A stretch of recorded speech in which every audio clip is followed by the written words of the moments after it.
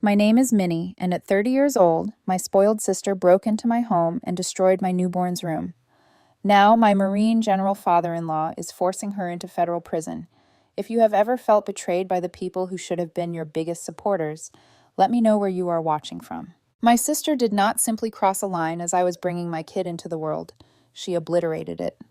While I was screaming through contractions in the hospital, she was at my house destroying 9 months and 10 days of love, hope, and meticulous planning. She damaged everything in my baby's nursery. She didn't count on the man who reared my husband, a 3-star Marine general who takes no prisoners when it comes to protecting his family. Lauren believed she could break me at my weakest point, but she was unaware that my strongest ally was already on his way. The first contraction hit me like a freight train at 4:00 a.m., blasting through my sleep and sending me bolt upright in our Maple Street bed. William was quickly awakening alongside me, his military training kicking in even while sleeping. The ache spread across my entire midsection, squeezing like a vice that someone kept tightening mercilessly. I grasped the edge of our wooden headboard, which William had constructed himself during his last leave, and tried to breathe through it like Doctor. Cooper had instructed us in those countless birthing classes. The November rain was pelting against our bedroom windows, producing a rhythm that matched my fast heartbeat. Portland's weather had been exceptionally harsh this week, with storm after storm coming in from the Pacific. Our Craftsman house moaned in the wind, but it felt sturdy and safe, just like the home William and I had imagined when he was stationed overseas, the kind of place where we could finally begin our family. When the contraction finally let go, I glanced to William, who had already reached for his phone to clock the next one. His brown hair sprang up at weird angles, yet his eyes were sharp and concentrated. 3 tours in Afghanistan had trained him to wake up prepared for anything. He squeezed my hand, his calloused fingers resting gently on my palm. 25 minutes later, another wave broke over me, this time stronger. I felt myself uttering unrecognizable sounds, low and primal, as if my body had taken over totally. William was already dressed and moving across our bedroom with quiet precision, gathering the maternity bag we had packed weeks earlier. The bag sat by our dresser like a patient sentinel, loaded with tiny onesies, receiving blankets, and everything else the parenting book claimed we'd need for our daughter's birth. Emily. We had chosen her name months before, when she was still a flutter in my womb and William was video chatting from base. It seemed right then, and it feels even more so today, as another contraction builds and peaks. This tiny girl had been our hope during William's difficult reintegration after his previous deployment, through the sleepless nights when he'd wake up grasping for weapons that weren't there, and through the gradual process of learning to be citizens together. By 6:00 a.m., contractions were coming every 20 minutes. William contacted Dr. Cooper, one hand placed against my lower back, where a persistent discomfort had settled in like a tenacious tenant. Our house seemed different in the early morning hours, filled with expectancy and energy. Every familiar thing appeared to carry additional meaning.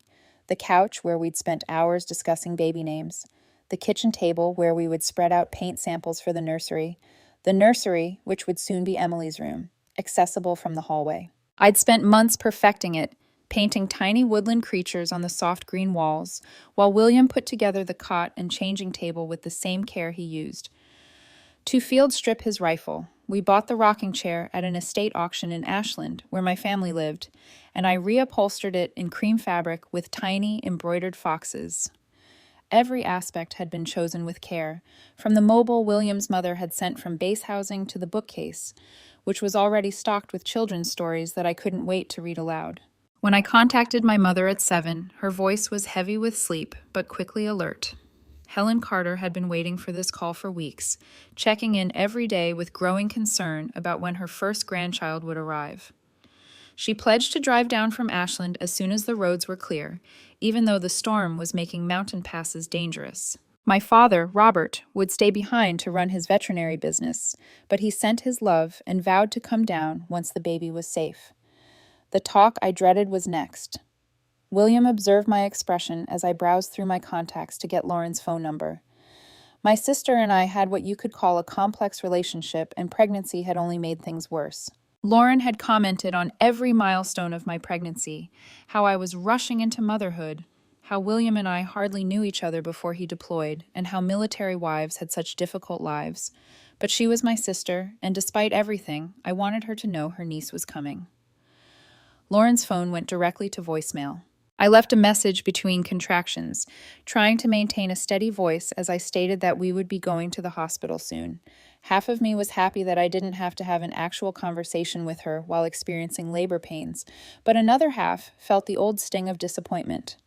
Lauren was mysteriously absent at a time when I needed family support the most. Dr. Cooper's office called again around 8:30, telling us to go to Riverside Medical Center.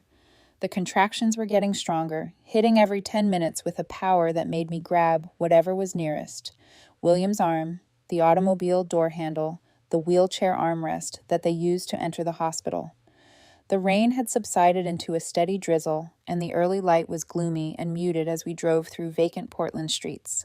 Riverside Medical Center appeared before us like a blaze of glass and steel and modern efficiency. William drove up to the maternity entrance, and, within minutes, I was in a wheelchair being rolled through automatic doors as he parked. The hospital odor hit me right away. Antiseptic and floor wax blended with something I couldn't identify. This place where medical specialists help bring new life into the world should have been reassuring, yet it felt overpowering and unfamiliar. Room 216 became our temporary residence, a room adorned in soothing blues with a huge window facing the hospital's courtyard garden. The trees outside were mostly bare now, with dark branches against the gray sky, but someone had strung tiny white lights through them, twinkling like stars. Nurse Angela Reed greeted me with a kind smile and capable hands before taking my vitals and assisting me into the hospital gown, which made me feel exposed and vulnerable. The following few hours passed in a whirl of growing pain and medical monitoring. Dr. Cooper came at 9:00 a.m., her typically beautiful hair slightly tousled due to the early call. She checked on my progress with professional efficiency, saying that I was 4 cm dilated and Emily was anxious to meet us. William held my hand during each contraction, his presence solid and soothing, even when I clenched his fingers hard enough to leave marks. Around lunchtime, my mother came, hurrying into the room with bags of snacks and a tense energy that filled the air. She hugged William passionately, thanked him for taking such wonderful care of me, and then immediately began rearranging the flowers that had been sent and sorting the objects on my bedside table. Helen Carter demonstrated love through action by doing, fixing, and organizing, and I could see her struggle with the fact that there was little she could do but wait. The contractions were now coming every 10 minutes, robbing my breath and demanding all of my attention. I attempted to rest between them, but my thoughts kept straying back to the nursery at home. I imagined Emily's crib being made with such care. The mobile hanging above it cast lovely shadows on the wall, the bedside, wipes, and other small essentials of newborn life, the rocking chair, where I intended to milk her, sing lullabies, and watch her develop.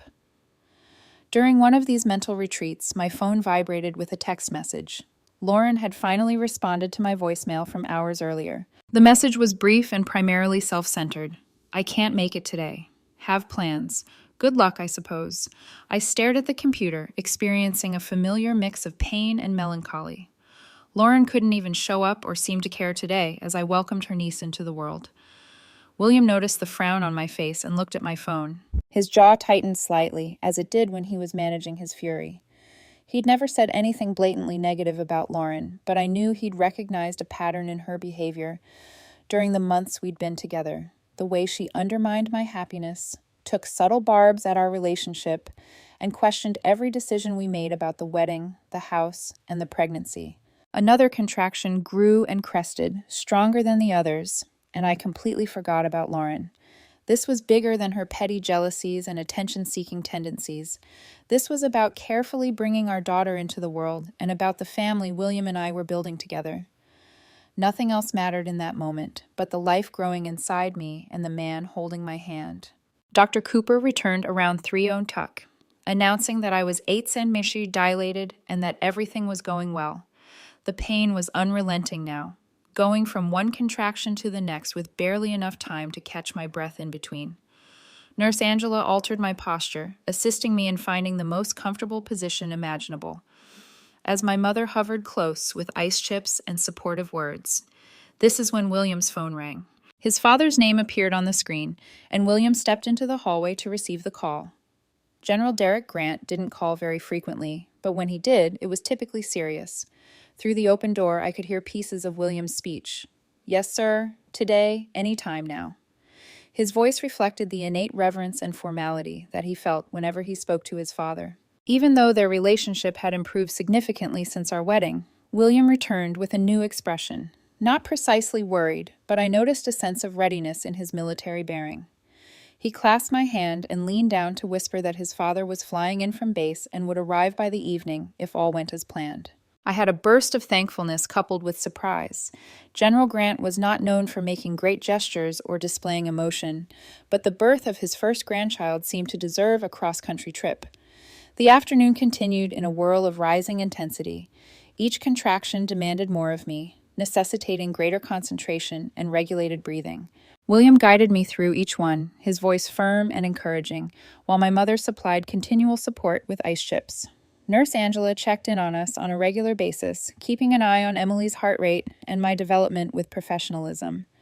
Around 5 o'clock, another text message from Lauren flashed on my phone. This one was lengthier and seemed harsher than her previous dismissal. Emily, you are not expecting a baby shower or anything. Some of us have real lives and cannot drop everything for a minor drama. I glanced at the message, tears pricking my eyes. Even now, she couldn't help but minimize the situation, making it about herself and her perceived hardships. I showed my mother the message, which she read with growing dismay. Helen had spent years attempting to arbitrate between Lauren and me, making excuses for Lauren's actions and asking me to be understanding of her difficulties. But something changed in her look as she read Lauren's comments. My mother's face hardened in a manner I'd rarely seen, either due to the time or the fact that Lauren's brutality was finally laid naked in black and white. Before she could react, another powerful contraction struck, and I forgot about everything except breathing through the pain. Dr. Cooper arrived as if called, evaluating my progress and pronouncing with satisfaction that I was fully dilated. It was time to shove. It was time to meet our daughter. It was time to complete everything we had been working on for 9 months. The next hour was the most difficult physical test I had ever experienced. Each push required all of my strength and commitment. William stayed at my side, counting each push and supporting me when I wanted to give up. My mother clutched my other hand, tears running down her cheeks as she saw her daughter bring fresh life into this world. Finally, at 5:47 p.m., Emily Elizabeth Grant was born on a bleak November evening. With a cry that broke through the pain and tiredness like sunlight breaking through storm clouds, Dr. Cooper placed her to my chest. This tiny, exquisite creature had William's dark hair and eyes that appeared to perceive everything. She was real. She was here. She was ours. The room was filled with the gentle emotion of new life. William's eyes were filled with unshed tears as he caressed Emily's tiny hand with one finger, admiring her exquisite miniature fingernails. My mother was crying openly, reaching out with shaking fingers to stroke Emily's cheek. Nurse Angela bustled around us, taking care of the medical needs, while we enjoyed our first precious moments as a family. After the initial thrill had subsided and Emily had been washed, measured, and declared perfect in every way, I was finally able to check my phone. People who had been following my pregnancy journey sent me messages of congratulations and well wishes. However, there was something that made my blood run cold. Lauren had texted again only 30 minutes earlier. Finally got your key back from Mom. Thank you for letting me borrow it. I needed to pick up something I left at your apartment. Don't worry, I was extremely careful with everything. The timestamp on the communication was 5:15 p.m. Lauren had been at our house with a key she'd borrowed weeks ago and allegedly never returned, when I was in the final stages of labor and giving birth to Emily. My hands began shaking as I read the message again, trying to figure out why she needed to come to our house today of all days. William saw my expression and leaned over to read the message. His face became very still, as it does when he is evaluating a potential threat. He quickly contacted our neighbor, Mrs. Robinson, who had a view of our front yard from her kitchen window. The discussion was quick, but he hung up with a sad face. Mrs. Robinson noticed Lauren's automobile in our driveway at 5:00. She'd also heard what sounded like pounding or building noises from within the house, but she assumed we were having an emergency repair done. The noise lasted for 15 minutes and then stopped. Lauren's automobile left shortly after. A chilly dread was growing through my chest, conflicting with the weariness and overpowering emotion of having recently given birth. Something wasn't right. Something was extremely wrong. Lauren's statement about being extra careful felt mocking, as if she was telling me she did something on purpose while knowing I couldn't stop her. William was already loading up our home security app on his phone, which we had installed before his last deployment to provide us with peace of mind. His fingers moved quickly across the screen, accessing video feeds from within our home. What we saw made my mother gasp and William's jaw clenched, with barely contained wrath. The nursery camera captured full destruction. The crib was turned over, its meticulously assembled pieces spilled across the floor. The changing table had been knocked over, spilling diapers and supplies everywhere. The rocking chair I had carefully reupholstered was on its side, the cloth shredded. William had spent hours hanging the mobile perfectly, but it was now broken on the floor, its beautiful woodland creatures crushed and scattered. The worst part, however, was the walls. The lovely mural I had spent weeks painting, the sweet foxes, deer, and rabbits that were going to greet Emily home, had been ruined. Someone had used what appeared to be a hammer or sledgehammer on the drywall, leaving big holes and fragments of plaster scattered around the floor. Paint cans had been opened and flung, leaving red and black stripes over the gentle green walls, much like wounds. Emily stirred in my arms and made a little squeak, which made me realize I was holding her too tightly. The room felt like it was spinning, and I couldn't get enough air in my lungs. 9 months of preparation, love, and meticulous planning were all ruined in 15 minutes by someone who was supposed to care about me. While I was bringing new life into the world, my sister was destroying the environment designed to foster that life.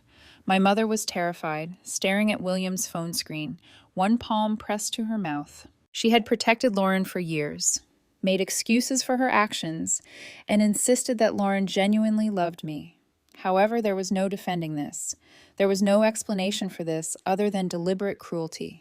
William was already holding his phone, his fingers moving with military precision across the screen. He was phoning someone, his voice tense with repressed wrath. It took me a while to realize he was calling his father, General Grant, who should arrive in Portland within an hour. The talk was brief and professional, but I could hear William's resolve as he told what had occurred. Whatever his father said in return, William's demeanor changed from fury to something resembling satisfaction. When he hung up, he turned to me with kind eyes and a voice that promised swift retribution. His father was already on his way to our house, escorted by 2 of his assistants from the trip. They'd secure the scene and document everything before we returned home. More crucially, General Grant was making decisions on his own, leveraging relationships and resources that Lauren could not have predicted. As I cradled my newborn daughter and looked at the photographs of destruction on William's phone, I felt something shift inside me. Lauren's jealousy and inability to cope with not being the center of attention were no longer the only issues here. This was about someone targeting my family, my child, and my house at a time when we were most vulnerable. Lauren had made a horrible mistake. She anticipated that I would be too preoccupied with labor and delivery to recognize what she was doing until it was too late. She expected to have hours, if not days, before we noticed the destruction, giving her time to come up with an excuse or find someone else to blame. She hadn't realized that targeting a Marine's family meant declaring war on individuals who understood exactly how to fight back. And she hadn't anticipated General Derek "Tank" Grant taking a personal interest in the case. Emily opened her eyes and gazed up at me with the unfocused glance of a baby, as if she was still adjusting to this bright new world. Her small fingers curled around my finger with surprising strength, and I felt a wave of protectiveness pass through me. This was my daughter, and no one was going to harm her or jeopardize the future we were creating for her. The existence itself was based on the dreams and hopes that William and I had put into that space. However, when I looked down upon my gorgeous, healthy baby, I realized Lauren had failed in the most fundamental sense. She destroyed items, but she couldn't get to what was truly important. She could not break the tie between William and me. We couldn't stop loving our daughter. We couldn't stop ourselves from being a family. Nurse Angela returned to check on us, taking one look at our faces and immediately asked whether we were okay. When William briefly explained what had occurred, her attitude changed from professional worry to personal outrage. She informed us she'd been a labor and delivery nurse for 15 years and had never heard of something so purposely nasty. Dr. Cooper visited shortly after, having learned of the incident from the nursing staff. She offered to keep us in the hospital for another day if we needed time to deal with the situation at home. She also highlighted that the hospital provided support for families struggling with domestic issues. Lauren's acts felt more genuine and serious because medical professionals were addressing them as a kind of domestic violence. Around 7 o'clock, as we were talking logistics and figuring out how to deal with the immediate aftermath, William's phone rang again. When General Grant's name showed on the screen, William responded with the automatic, "Yes, sir." That still made me grin under normal circumstances. The talk lasted longer this time, with William largely listening and occasionally answering with, "Copy that," or "Understood." When he hung up, his expression changed, not precisely satisfaction, but rather a dismal expectancy. His father had arrived at our home and assessed the magnitude of the damage. He'd also made some preliminary queries regarding Lauren's whereabouts and learned some interesting details about her recent actions. Apparently, my sister had been busier than any of us anticipated, and not in ways that would benefit her when the matter reached its inevitable end. The most crucial piece of news was that General Grant had phoned the local police and filed a report for breaking and entering, property destruction, and what the officers considered a hate crime due to the timing and premeditated nature of the attack. Lauren's use of my mother's key did not grant her legal authorization to enter the house and destroy things, especially because we were abroad dealing with a medical emergency. As the evening progressed and visiting hours came to an end, my mother struggled to accept the truth of Lauren's actions. She had spent years shielding Lauren, making excuses for her behavior, and attempting to keep the family together by persuading everyone else to ignore Lauren's increasingly troublesome actions. However, this could not be overlooked. Emily slept quietly in my arms, utterly oblivious of the drama surrounding her introduction into the world. She was perfect and innocent, and looking at her helped me focus on what was most important. Lauren could damage items, but she couldn't affect the love that had created this child or the family who would protect her. The future, which had seemed so obvious and straightforward 12 hours earlier, suddenly appeared convoluted and unclear. We'd have to rebuild the nursery, replace everything that had been destroyed, and find out how to continue living as a family while dealing with the legal and emotional fallout from Lauren's attack. But when I saw William hold his daughter for the first time, his face soft with surprise and fierce with protective love, I knew we'd figure it out together. Lauren believed she had selected the ideal time to break me, to remind me that she could ruin anything I cared about whenever she wanted. But she had chosen the worst possible moment for herself, because she wasn't only dealing with her little sister anymore, she was dealing with a Marine family that would not allow attacks on their own. And General Derek Grant was ready to show her precisely what that meant. That first night in the hospital, Emily's feeding schedule and the steady hum of medical equipment kept her from sleeping well. Every time I fell asleep, my mind would return to those security camera photographs, repeating the carnage in vivid detail. The overturned crib, the shattered mobile, the huge holes in the walls I'd painted with such love and expectation. Each time I awoke, reality slammed me hard and fast, like stepping on jagged glass in bare feet. William had scarcely slept, spending the majority of the night walking between the window and my bedside, his phone continually vibrating with updates from his father. General Grant had spent the evening collaborating with local police, documenting every aspect of the destruction and conducting investigations that appeared to reach far beyond our small suburban home in Beaverton. Even someone on his side found his military precision soothing and slightly terrifying. Around 3:03 a.m., as I was nursing Emily in the dark hospital room lighting, William finally revealed some of what his father had uncovered. Lauren's attack on our nursery was not as unexpected as it first appeared. She'd been preparing something for weeks, ever since my mother proposed giving her the spare key so she could water our plants while we were in hospital. Security footage from our neighbor's doorbell camera shows Lauren driving by our house several times in the last 2 weeks, evidently timing her surveillance to avoid times when William would be home on leave. But the most disturbing finding was what General Grant discovered on Lauren's social media sites. She'd been recording her hatred toward me and William in private posts that only a few of her closest friends could see. Screenshots collected by the police through legitimate legal means revealed months of increasingly caustic commentary about my pregnancy, marriage, and what she described as my Ideal little military wife fantasy. The post demonstrated a level of malice and premeditation that made my stomach turn. One post from 3 weeks ago was especially disturbing.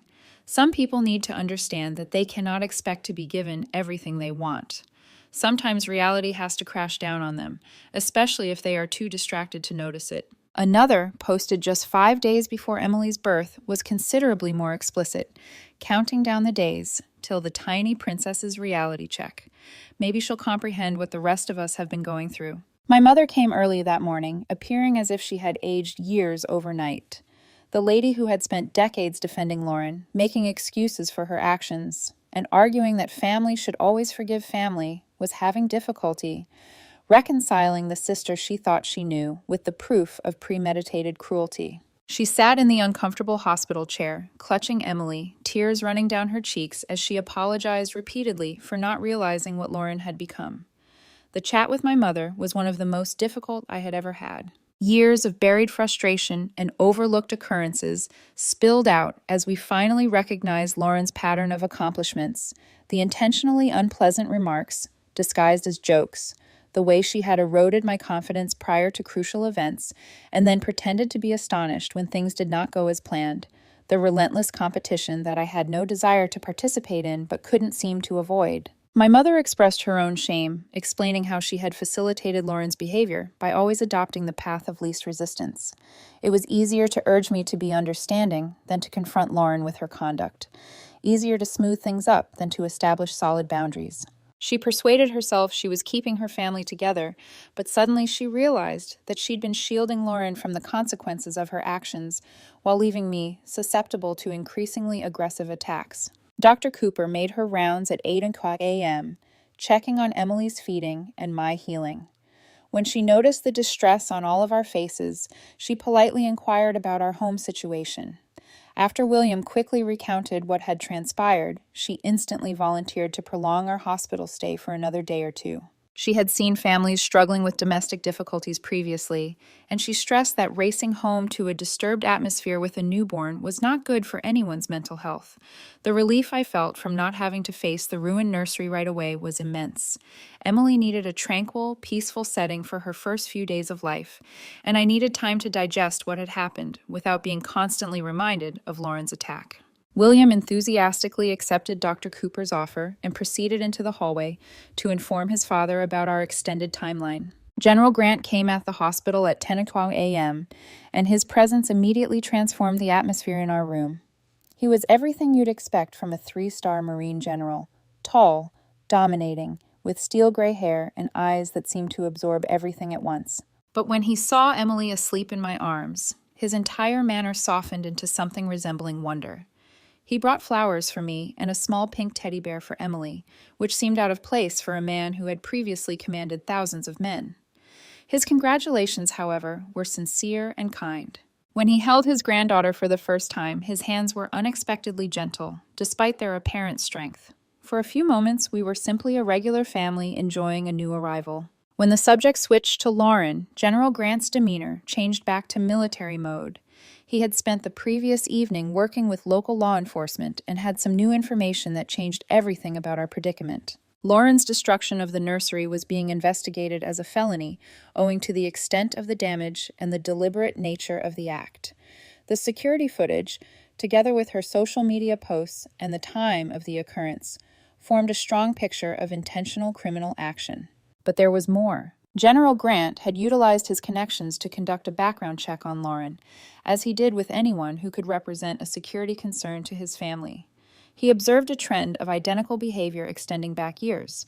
She had been fired from 2 previous jobs due to workplace harassment and property destruction. A previous roommate had obtained a restraining order against her, accusing her of purposefully damaging a graduate school application. Most recently, she was embroiled in a civil lawsuit with a former business partner who claimed Lauren damaged computer equipment and information following a disagreement. The image that developed was of someone with a lengthy history of employing devastation and sabotage to harm others in a violent, unique, or personal manner. It was part of a larger pattern that had been developing for years. The information was both upsetting and oddly validating. I wasn't insane or oversensitive to feel targeted by Lauren's behavior. She was actually dangerous, and I'd been living in the crossfire without completely comprehending the gravity of the situation. General Grant stated that the police were prepared to arrest Lauren, but they were working with his security team to make the procedure run smoothly. As a military family, we had access to certain benefits and resources that civilian families may not have. The base's legal assistance office was already planning to assist us with both the criminal case and any civil lawsuit that might arise. Around lunchtime, William's phone rang with a call from Detective Minnie Perez, who was working our case. The chat was brief, but it had been a particularly trying weekend. Lauren had been located and brought in for questioning. Her initial answer had been to deny everything, stating she had merely gone by our house to get a sweater she had left there months before. However, when presented with security footage and social media information, her explanation immediately fell apart. The investigator wanted to meet with us at the hospital to obtain our formal statements and show us the new evidence they had obtained. She also wanted to talk about safety precautions, as Lauren's behavior history indicated that she would escalate more if faced with penalties for her acts. The idea that we may require protection from my own sister seemed absurd, but the detective's fear was genuine and founded on professional experience. Detective Perez arrived that afternoon carrying a tablet full of evidence and taking a kind but comprehensive approach to gathering our statements. She went us through Lauren's planned timeline, giving us doorbell camera footage from several neighbors that documented her surveillance of our home. There were photographs of her sitting in her car across the street, observing our windows and presumably timing when the lights turned on and off to establish our routine. When the social media data was examined as a whole, it became even more devastating. Lauren had been creating a grievance narrative against me for months, depicting herself as the victim of my good fortune and my happiness as something stolen from her. The post demonstrated a worldview in which other people's success was interpreted as a personal attack on her, and any achievement by someone else necessitated vengeance to restore equilibrium. Lauren appeared to be investigating the timing of labor and delivery in the weeks preceding, up to Emily's birth, presumably in order to determine when I would be most vulnerable and least able to respond to an attack. She'd even looked up how long typical hospital stays for new mothers were, presumably to determine how much time she'd have to accomplish her destruction before we came home. Detective Perez noted that this level of premeditation increased the charges dramatically. What could have been seen as a family squabble or an emotional outburst was definitely a planned criminal attack. The data revealed that someone had spent a significant amount of time and energy intending to inflict the most psychological damage at the time when it would be most painful. My mother listened to all of this with increasing horror, realizing the full extent of Lauren's transformation. Her daughter, whom she had shielded and defended for years, was more than just troubled or jealous. She was truly dangerous. Lauren's record of escalating behavior indicated that without action, she would have continued to target me, and now my family, in increasingly destructive ways. Around 3 o'clock, we got another call that changed everything again. Lauren had been legally detained and charged with breaking and entering, property destruction, harassment, and what the district attorney's office described as serious criminal mischief owing to the timing and forethought. Her bond was made particularly high due to the flight risk assessment and a history of similar behavior in her background. However, Lauren had supposedly attempted to contact me several times from the police station, leaving increasingly panicked voicemails that were now part of the evidence against her. In these messages, she alternated between crying apologies and aggressive excuses, leaving a clear audio record of her fragile mental condition and her persistent obsession with me. The final voicemail was very distressing. "You believe you're great with your ideal husband and baby, but I know who you truly are. I know what you did to obtain what you have, and I will make sure everyone else knows as well. This is not over, Minnie. This is only the beginning." The threat was obvious and unambiguous, ruling out the likelihood that her attack on the nursery was an isolated act motivated by temporary emotional turmoil. General Grant responded to this menace quickly and comprehensively. Within hours, he had arranged for security people to monitor both our home and the hospital.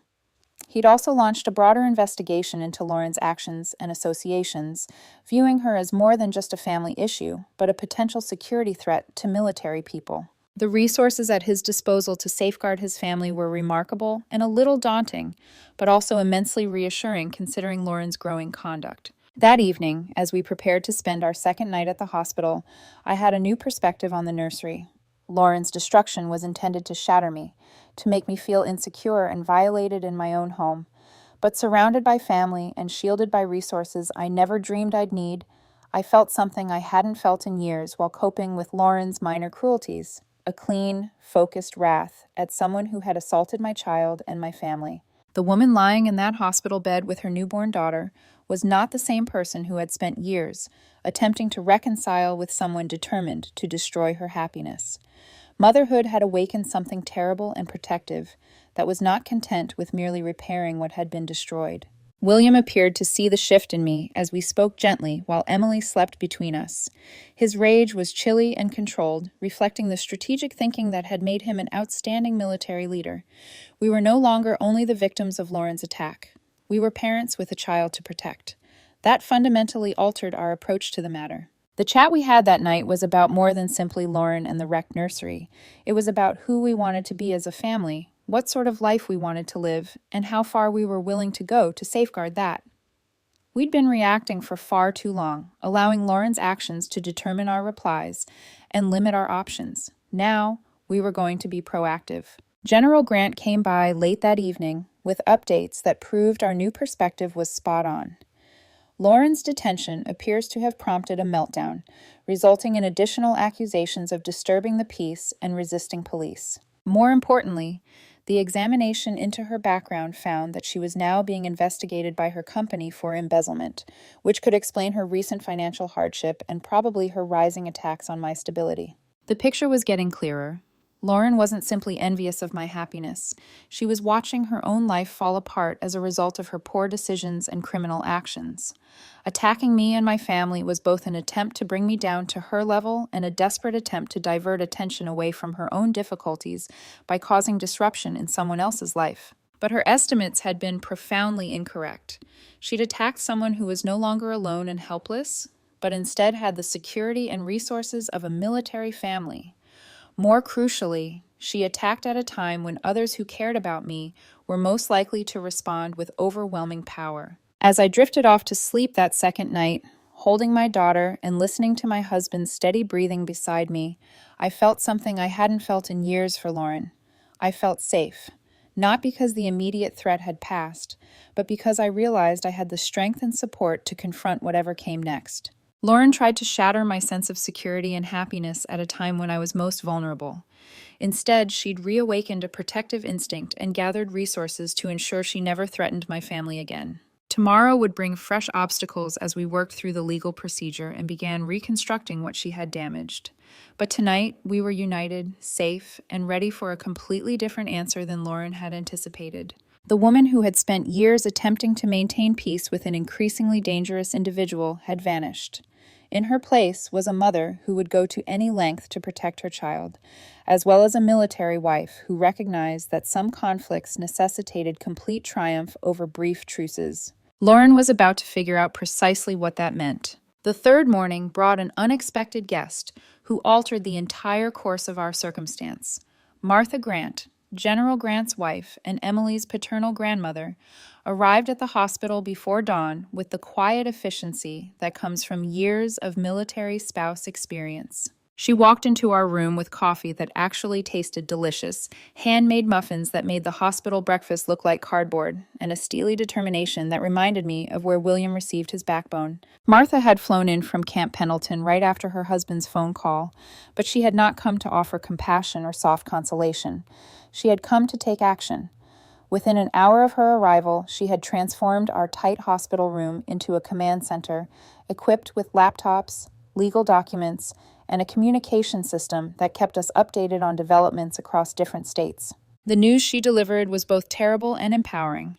Lauren's company had gone forward with their embezzlement inquiry, learning that she had taken approximately $50,000 over the previous 8 months using a sophisticated plan, including bogus vendor accounts and falsified expense reports.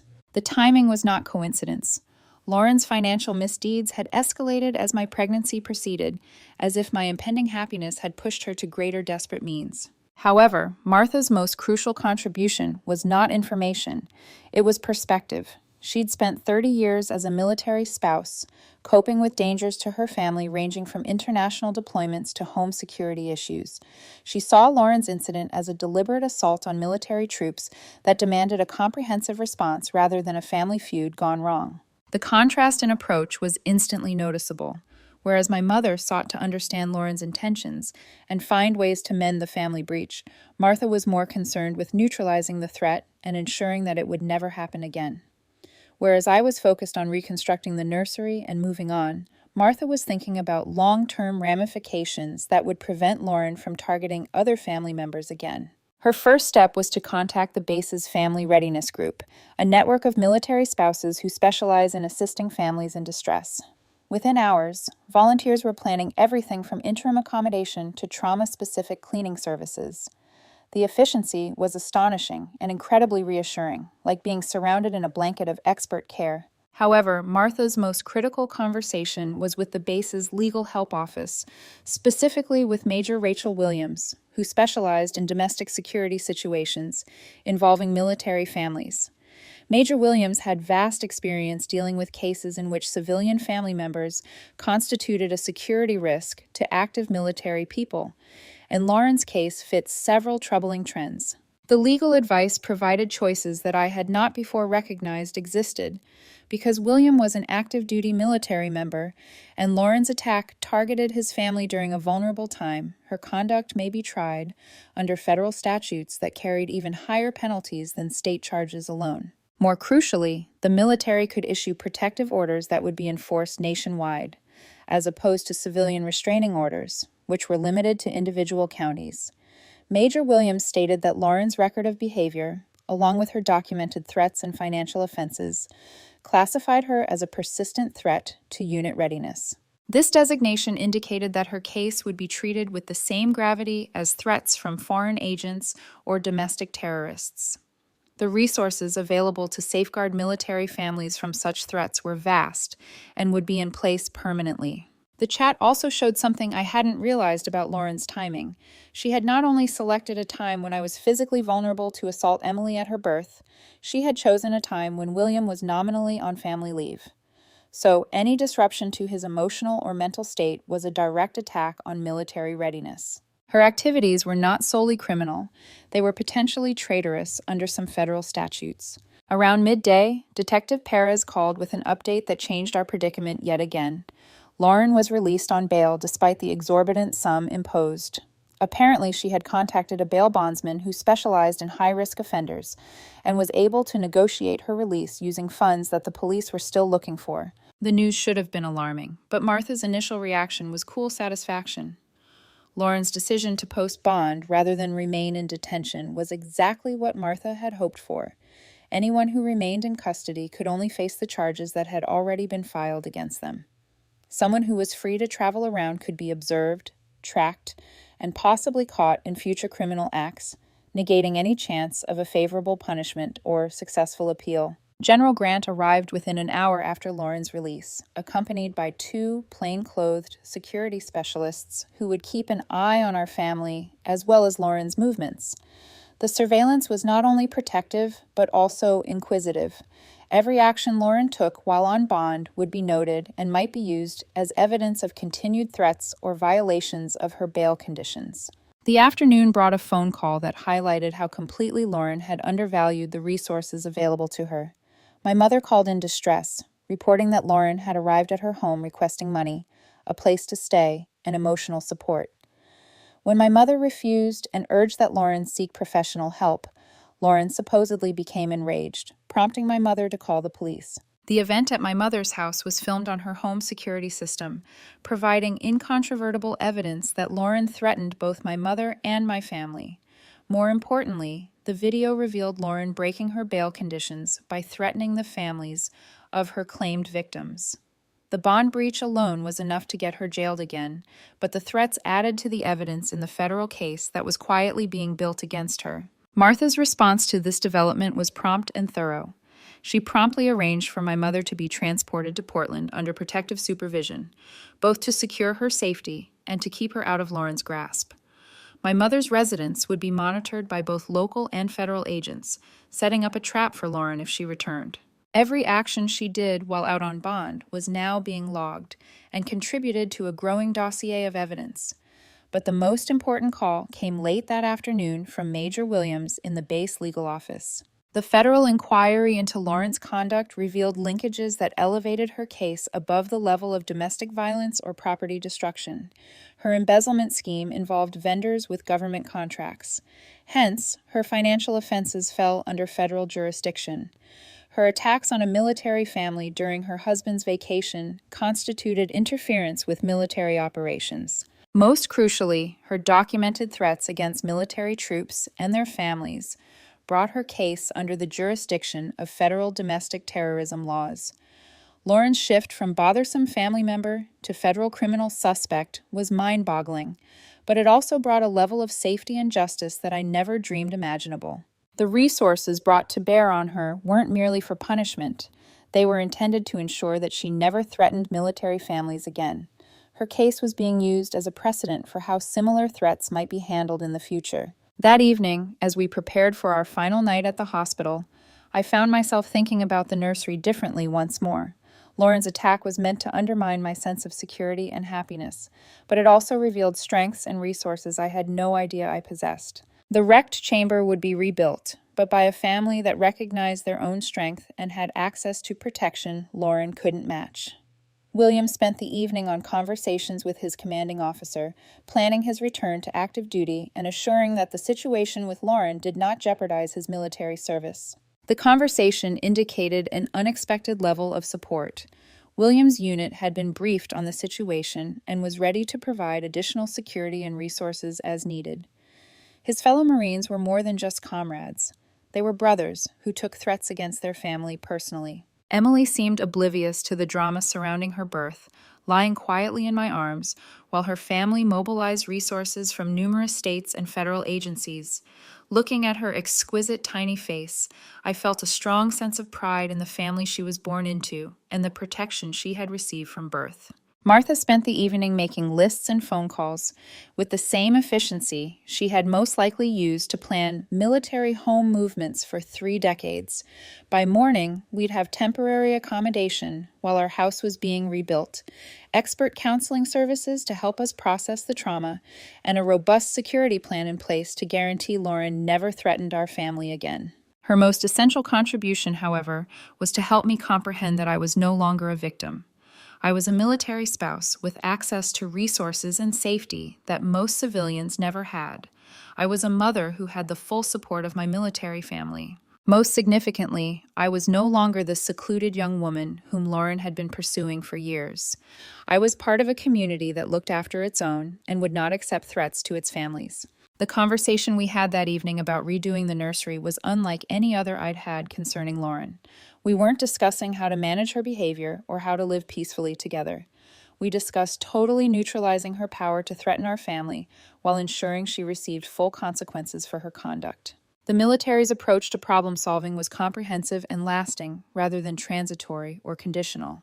Around 10 o'clock a.m., General Grant received a call that filled the room with grim satisfaction. Lauren had been detained again, this time at a hotel near the Oregon-California border, where she had allegedly planned to exit the state. Her arrest violated many bail terms and revealed proof of guilt, which would bolster the government case against her.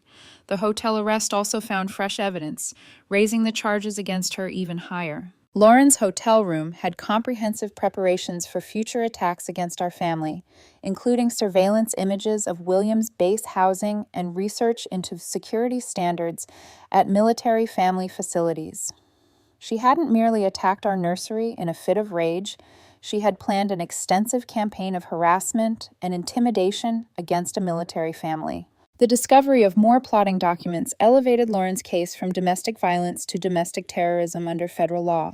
The terms she now faced included potential decades in federal jail with no chance of moderate plea deals, like those available in state courts. More crucially, her conviction would result in permanent limitations prohibiting her from ever visiting military installations or people. As we settled in during our final night at the hospital, I had never felt anything like it before with Lauren. I felt free, not just safe from imminent danger, but truly emancipated from years of living on eggshells around someone who had been rising toward this level of violence all along. The sister who had terrorized me for years was now experiencing penalties proportionate to the scale of her acts. Emily stirred in my arms, making the little sounds that newborns make while asleep, and I knew that her arrival signaled not just the start of her life, but also the end of Lauren's power to dictate mine. The nursery would be recreated, but by a family who recognized their own strength and had access to protection that no single individual could match. William reached out to stroke Emily's small hand, his own hands calm and confident, reminding me of why I fell in love with a Marine in the first place. He'd faced far more serious challenges overseas than one unstable family member, and he responded to Lauren's attack with the same strategic thought and complete response that had kept him alive in combat. Martha gathered her documents and computers with satisfied efficiency, her work for the day completed, but her vigilance still active. She turned what could have been a terrible attack into an opportunity to permanently eliminate a threat, while exhibiting the type of family strength Lauren had never imagined existed. Tomorrow, we'd return home to a house that was being expertly restored and secured by professionals who knew exactly what they were guarding. Lauren would face the full weight of federal criminal penalties while setting an example for anybody else who would contemplate endangering military families. Emily would grow up in a family that had demonstrated its ability to safeguard what mattered most. The woman who had spent years attempting to control Lauren's increasingly dangerous behavior had vanished. In her place was a military spouse who recognized that some risks necessitated comprehensive removal rather than continuing management. Lauren had planned to break me at my most vulnerable, but she had instead awoken resources and strength that would safeguard my family for years to come. As I drifted off to sleep, clutching my daughter, I felt a sense of thankfulness for Lauren's attack. Not for the suffering she'd inflicted, but for revealing exactly who my actual family was and what they were capable of when something they protected was endangered. She had intended to destroy my happiness, but she had shown that it was based on foundations she could never touch. When we arrived at the federal courts in Portland on Thursday morning, 3 weeks after Emily's birth, it felt like we had entered another universe. Lauren's case had progressed far beyond family court or state criminal processes, as evidenced by the building's towering granite front and considerable security presence. This was where major federal offenses were tried. Defendants risked decades in federal prison, and the whole weight of the government's resources was used to combat threats to national security. Major Williams had arranged for us to enter through a private entrance, avoiding the media circus that had erupted around Lauren's case. Apparently, the story of a lady who targeted a military family during childbirth sparked a national interest, particularly among military communities and domestic violence advocacy groups.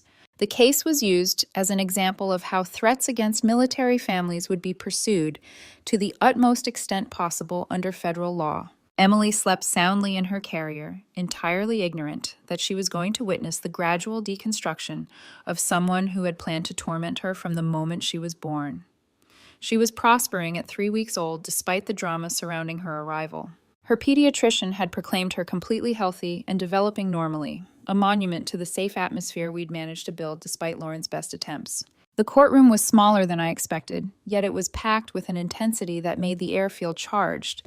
Federal prosecutors sat at one table, holding paperwork that appeared to encompass Lauren's whole life history, while her court-appointed attorney appeared overwhelmed by the amount of evidence against his client. General Grant sat in the gallery with the demeanor of a man used to seeing justice served, while Martha held Emily with the soft confidence of someone who has reared children through several military crises. Lauren was brought in wearing an orange jumpsuit and handcuffs, and I barely recognized the sister who used to dominate family dinners with her presence and thoughts. 3 weeks in federal jail had peeled away the polished facade she'd always maintained, revealing someone who appeared smaller, desperate, and suddenly aware that her actions had consequences she couldn't control or avoid. Assistant U.S. Attorney Monica Chang delivered Lauren's case with clinical precision, leaving little room for pity or mitigation.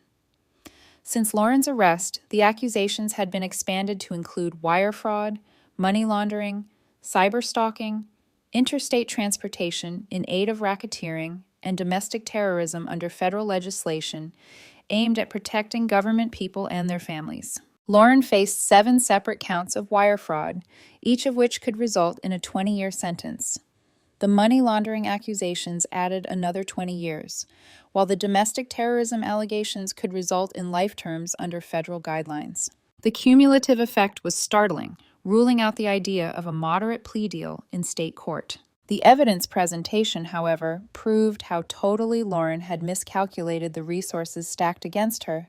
Federal agents had rebuilt not only her recent crimes, but also a nearly decade-long pattern of growing criminal behavior. Bank data, social media posts, work records, and surveillance footage from numerous states all presented a picture of someone who had spent their entire adult life manipulating, stealing, and systematically destroying the prosperity of others. The financial crimes were especially devastating because they demonstrated premeditation and sophistication, contradicting any claims of emotional instability or transitory poor judgment. Lauren had used stolen identities to open bogus vendor accounts, manipulated computer systems to authorize fraudulent payments, and laundered the stolen funds through a network of accounts across many states. The conspiracy took months to organize and execute, indicating criminal capabilities that went far beyond family disagreements. The cyber stalking information was particularly unsettling because it indicated the extent to which Lauren had been monitoring not just me, but also William's military career and our extended family members. She had hacked into our social media accounts, intercepted emails, and utilized sophisticated software to monitor our movements and activities. The level of surveillance was comparable to what federal investigators frequently encountered in situations involving foreign intelligence services or domestic terrorist organizations. Most damaging of all was the evidence discovered in Lauren's hotel room upon her detention. Federal authorities revealed detailed preparations for what prosecutors described as a long-term psychological warfare effort targeting military men and families. The plans included monitoring schedules for numerous military facilities, personal information research on other military wives in our town, and weapon and surveillance equipment purchasing lists. The hotel room also held what federal investigators described as a trophy collection of Lauren's previous attacks on family members and colleagues. She'd saved photos of damaged property, audio recordings of emotional discussions, and detailed notes on the psychological effects of her actions on her victims. The collection showed that Lauren's attack on our nursery was not a single incident, but rather part of a long-term pattern of predatory behavior. When the prosecutors showed images of our wrecked nursery on the courtroom screens, the effect was immediate and emotional. The meticulously painted woodland murals were reduced to holes in drywall, the upturned crib with its components scattered on the floor, the torn rocking chair that had been reupholstered with much care and expectation. The timing of the destruction, while I was giving Emily birth, added a level of brutality that caused several people in the courtroom to gasp aloud. But the prosecution did not stop at emotional damage. They methodically established how Lauren's attack met federal standards of domestic terrorism by attempting to frighten and coerce military members through violence and property destruction. The attack had been planned to cause maximum psychological damage at a time when William's emotional stability was critical to his military fitness and service duties.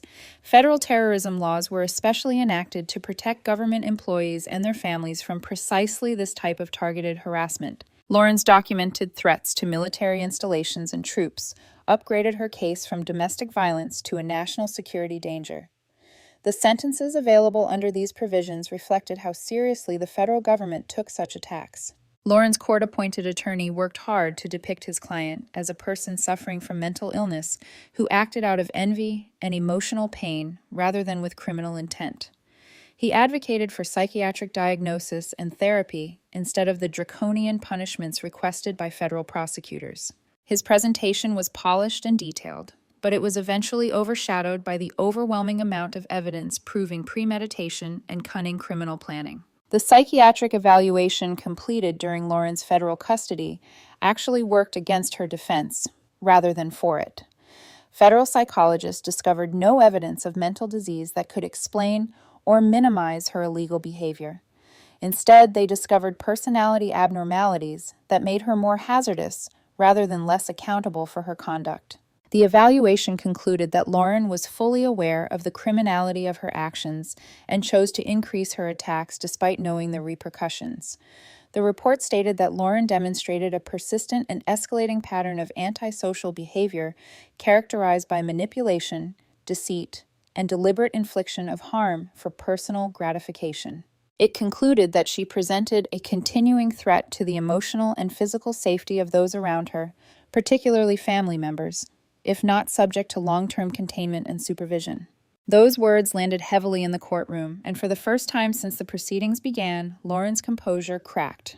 She started crying, loudly, uncontrollably, begging the judge to believe that she never meant to hurt me or my baby, that she just lost control for a minute.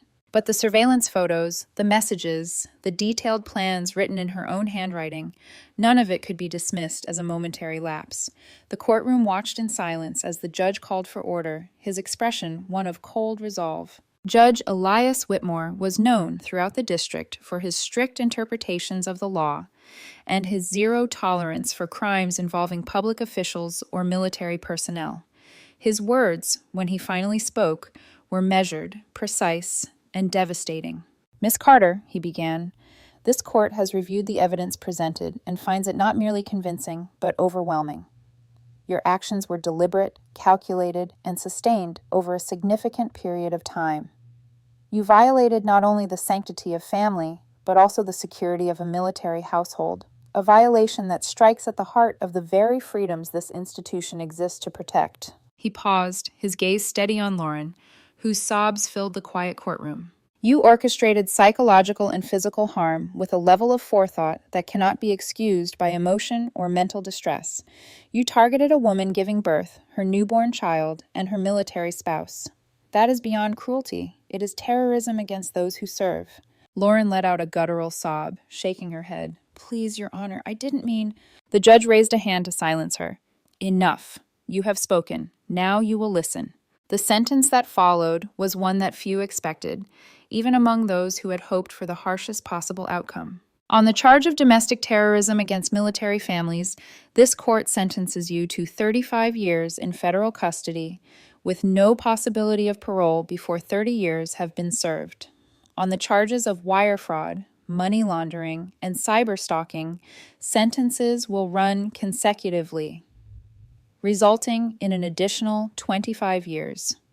You will also be required to pay restitution to your victims and undergo mandatory psychiatric treatment while incarcerated. He leaned forward slightly. "Let this stand as a reminder that no one, family or otherwise, may terrorize those who dedicate their lives to defending this country. You sought to break your sister's family. Instead, you have broken your own future." The gavel struck once, the sound echoing like a gunshot through the courtroom. Lauren collapsed into the arms of the marshals as they led her away, sobbing uncontrollably. My mother let out a quiet cry beside me, and Martha reached across to take her hand. There was no triumph in that room, only the quiet, solemn relief that justice had been done. For the first time in years, I felt a sense of finality, an ending that was as heavy as it was freeing. Outside the courthouse, the air was sharp and cold, the Portland sky streaked with winter gray. Reporters clustered behind barriers, microphones raised, shouting questions about the verdict. General Grant handled them with the same crisp authority he used in the field, brief, professional, and firm. "The justice system has worked," he said. "Our family is safe, and the law has spoken. That is all." He escorted us to the waiting vehicle, his hand steady on my shoulder as he opened the door for me. Emily stirred in her carrier, but didn't cry, her little face peaceful, as if she somehow understood the storm had passed. When we got home later that afternoon, the house no longer resembled the place Lauren had destroyed. The nursery had been fully restored, professionally repainted in soft sage green, the same color I'd chosen months before, but with sturdier walls and reinforced windows. The new rocking chair arrived that evening, a gift from Martha, its fabric embroidered with small gold stars instead of foxes.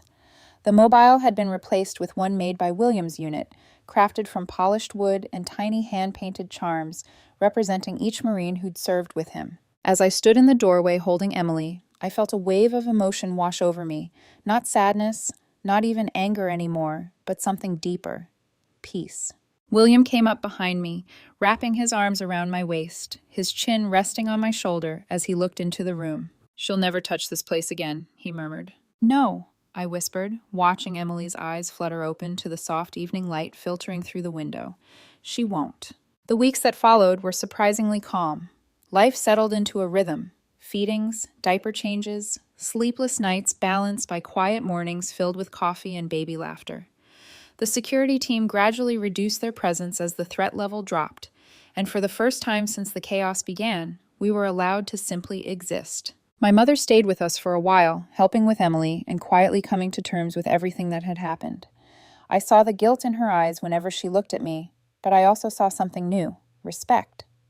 She finally saw me not as the fragile, accommodating daughter she'd always expected to endure Lauren's moods, but as a mother who had fought back, protected her child, and refused to be broken. One afternoon, she approached me as I was rocking Emily to sleep. The winter light fell softly through the window, illuminating dust motes like tiny stars. "I'm sorry," she said quietly, "for all the years I asked you to keep the peace. I didn't realize I was asking you to sacrifice your own safety to protect your sister's ego. You deserve better. You still do." I looked at her, tears forming in my eyes. "We all deserve better, Mom, but it's over now." She nodded, reaching out to gently touch Emily's cheek. "It's over," she echoed. William walked in a few minutes later, smiling when he saw the two of us sitting together in the nursery. He knelt beside the rocking chair, brushing his fingers through Emily's soft hair. "You know," he said, "General Grant wants to create a new program on base, one that focuses on protecting military families from domestic threats. He says this case changed how they look at security, especially for soldiers on leave." I smiled faintly. "That sounds like him." "He also said," William continued, glancing up at me, "that he's proud of you. He told his entire staff that you're the bravest woman he's ever met." I laughed softly through my tears. "I'm not sure about that." "I am," William said simply. That night, after Emily was asleep and the house had gone quiet, I sat alone in the nursery with the soft hum of the baby monitor beside me. The moonlight spilled across the walls, catching on the golden stars embroidered in the chair and the polished wood of the mobile. For months, this room had been a place of fear and violation. Now it was a sanctuary. Every brushstroke, every repaired surface, every gleaming piece of furniture was a reminder of what we'd rebuilt. Not just physically, but emotionally. Lauren's name no longer haunted me. She had become part of the past, a chapter closed, a wound healed. Her story had ended where mine began again.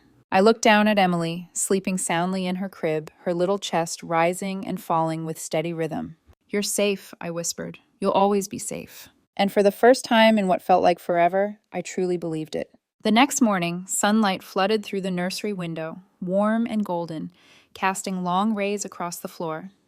I stood in the doorway once more, holding a cup of coffee, watching my husband and daughter sleeping peacefully together on the couch. The nightmare was behind us, but the lesson remained, that sometimes family isn't defined by blood, but by those who stand beside you when everything else collapses. Lauren tried to destroy me, but in doing so, she revealed the unbreakable strength of the people I loved most. She showed me what family truly meant, and that I had finally built one of my own.